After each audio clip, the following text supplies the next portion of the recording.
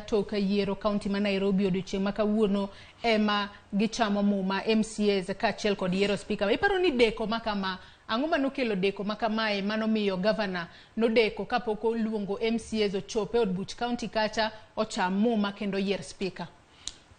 Mane the bone of contention mineno ka jogi nong'e ni gitin gi namba to ne pod gidwaro ni mondo gichore mbele gine ka digigwel ji moko koka Azimio kocha.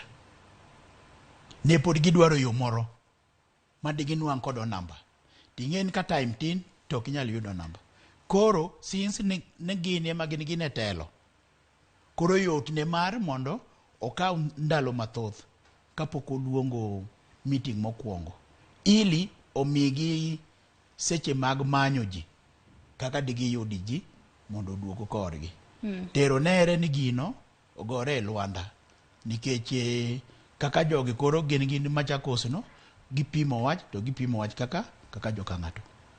Mane reason why ne mondo migi time kaka diginwang'ie ji moko mabiro pongo nigi korgi.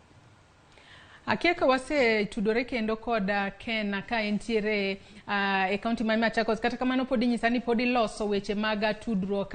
Nyakora Ramogi Juanga podi amedo paro ni odiochieng' ma kawuono tarik 29 dwe mar 9 higani mar 2022 MCAs 124 e kaunti ma Nairobi ka odiochieng' ma kawuono gibiro chamo muma kaeto tok chamo muma margi gibiro kawo